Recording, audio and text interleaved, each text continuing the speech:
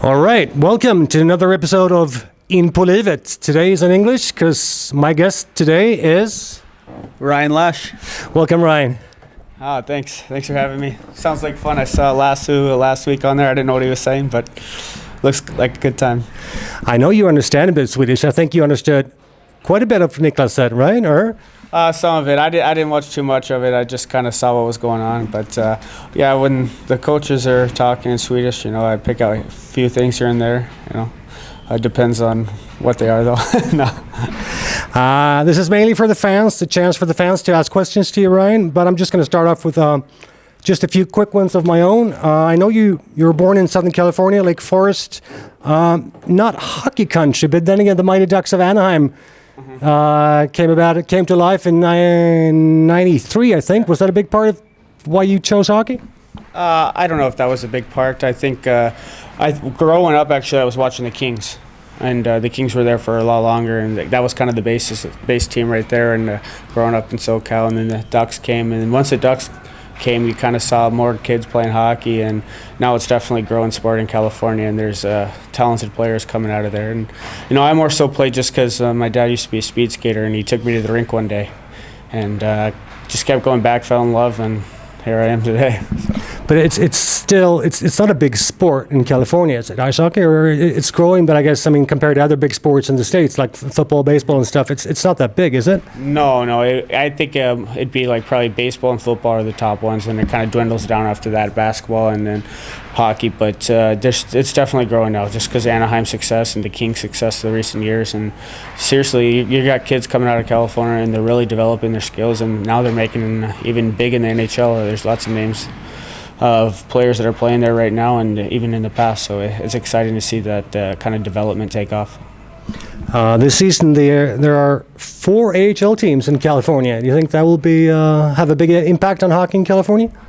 Oh yeah, for sure, especially where it's located, San Jose, and definitely down in San Diego now. I know my trainer's the strength coach down there in San Diego Goals, and he's telling me how many fans are at the game, and how they're pretty crazy about it, and it's packed, and mostly because it's Anaheim's affiliate. It's right down the street, and probably easy access to go watch the future young guys there.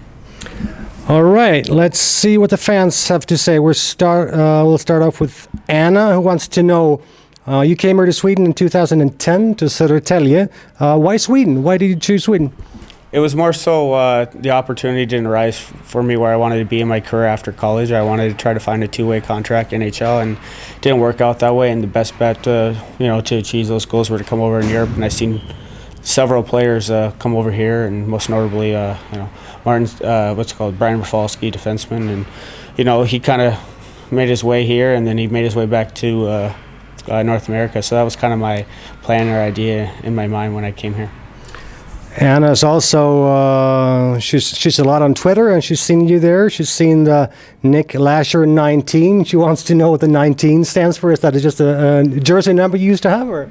Yeah, that's actually my favorite number. I had it when I was in college for 4 years, and I had it actually in every place I've been. And this is the first year I actually changed my number. I think 19's up in the rafters right here, right now, and then I was like, I have no idea what to do.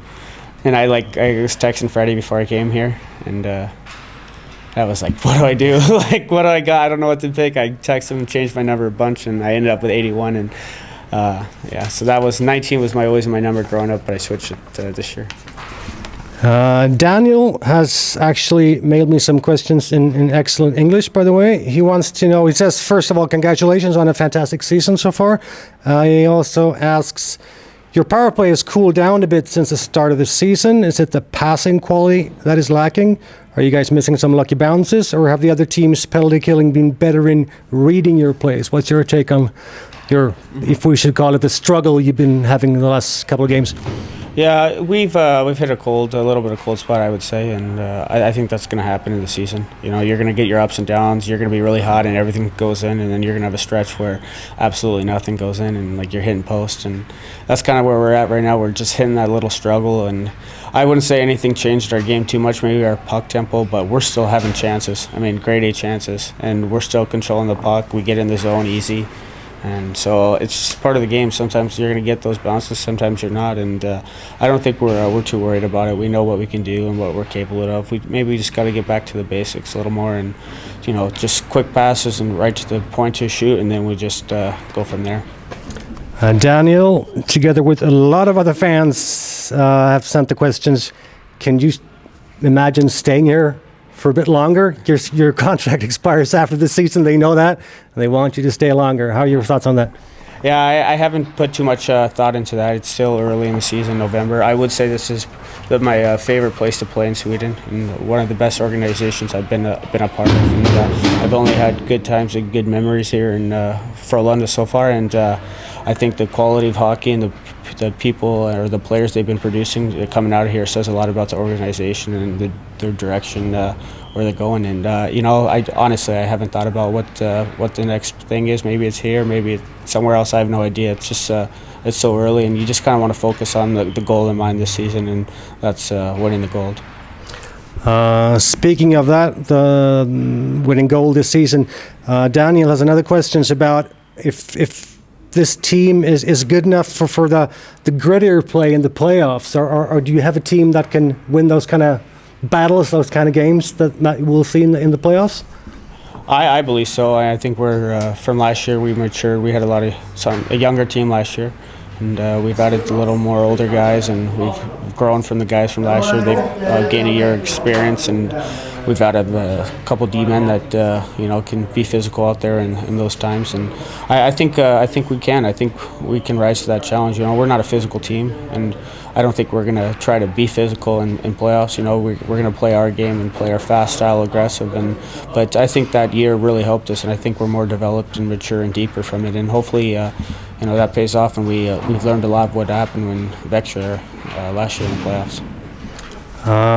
Jenny has a question about your life outside the rink. She wonders how you coming along with your Swedish, and she also wants to know how you gonna celebrate Christmas. Then I know you have a Finnish. Is it wife or girlfriend? Yeah, girlfriend. All right, so it's a multicultural Christmas. Yeah, it's gonna be a Finnish and California Christmas, North America Christmas. No, I've been slacking in my Swedish department a little bit. Part of it's lazy because everyone pretty much speaks really good English, and part of it is like coaches are in Swedish. So then if I know Swedish, that means I know everything they're saying. So I don't know if that's a good thing, Roger. No, I have a Finnish girlfriend. So if I learned Swedish before Finnish, I think she'd kick my butt. I think she'd be pretty upset about that. So do you actually speak any Finnish? I can speak a little bit, and I was learning before I came here, and then.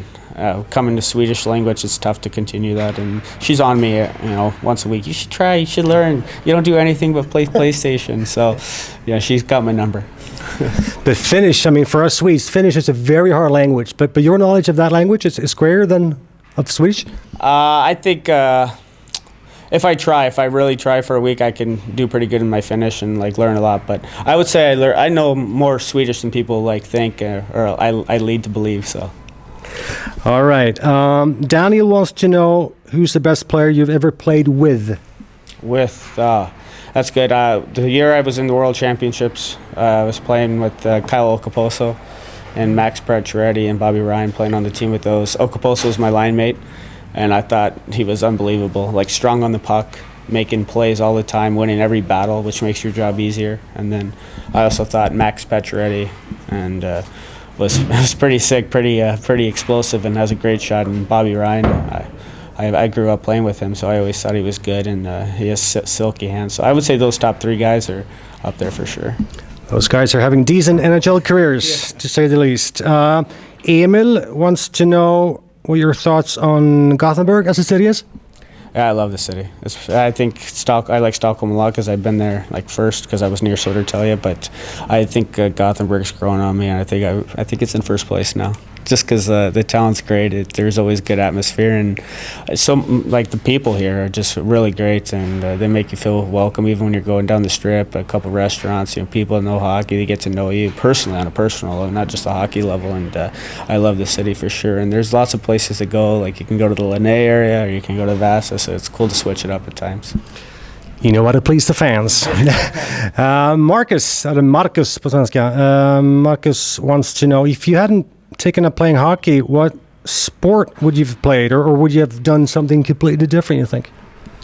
That's funny. I had this conversation the other day when I was trying to sing some country music to my girlfriend and she wasn't buying it. But I told her, you know, if I didn't play hockey, I would love to be a country singer. And so I think that that'd be so sick, traveling city to city, playing country and country music. So I'd do that, or I'd become a golfer. Those guys, they're living. Country music or playing golf. All right, there you know. Rebecca knows of your past, knows that you've played in Växjö. She wants to know, is there, if there a big difference playing for Växjö and Frölunda, the two teams, the style of play?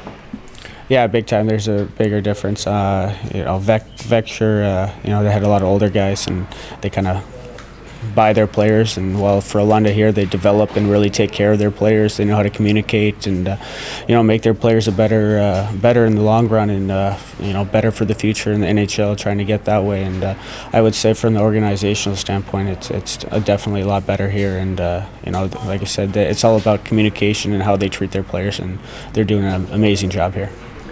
Let's go for the final one then. Linus is curious. You never seem to celebrate your goals. You don't really look happy when you score your goals. I guess you are deep inside, but he's really curious. He's asked me this before. Why don't you show your happiness? Yeah, I don't know. I noticed that too lately.